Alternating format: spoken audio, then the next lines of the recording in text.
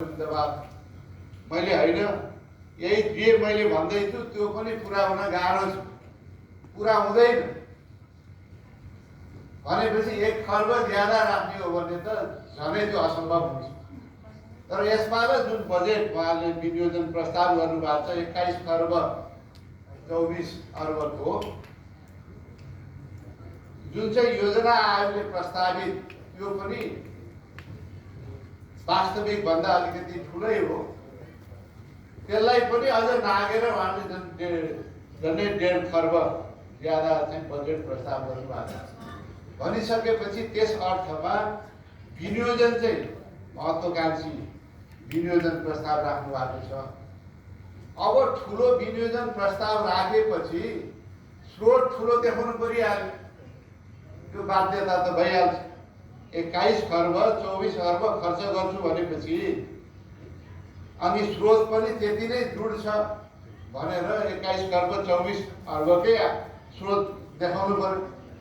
देखाउने कहाँबाट भन्दा चाहिँ राजस्वबाट देखाउनु पर्यो। थाहा छ त्यति उठ्दैन तैपनि देखाउनु पर्यो।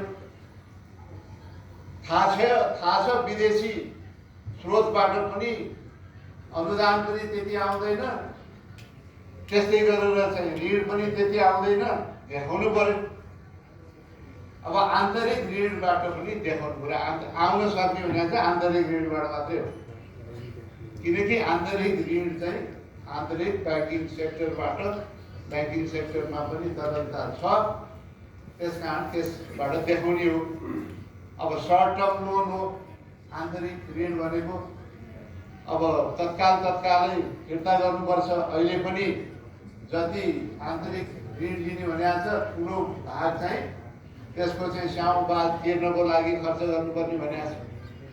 भनिसकेपछि यसरी चाहिँ यो आन्तरिक स्रोतमाथि, आन्तरिक ऋणमाथि चाहिँ थप दबाव बढ्दै जाने।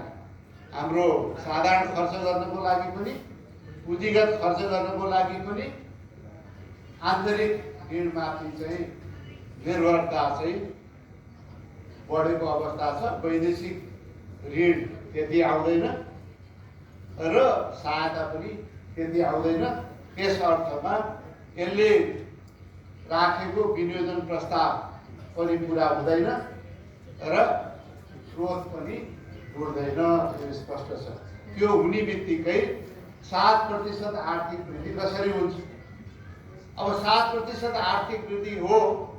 अब बजेटले मैले अरू नीतिगत व्यवस्था गरेको छु, त्यो नीतिगत व्यवस्थाबाट चाहिँ निजी क्षेत्र चाहिँ भयानक परिचालन हुन्छ, त्यसले चाहिँ आर्थिक ग्रोथ गर्छ। हाम्रो चाहिँ पुँजीगत खर्चले चाहिँ खासै थप्नु नसके पनि निजी क्षेत्रले थप्छ भन्ने एजम्सन होला। यदि त्यो हो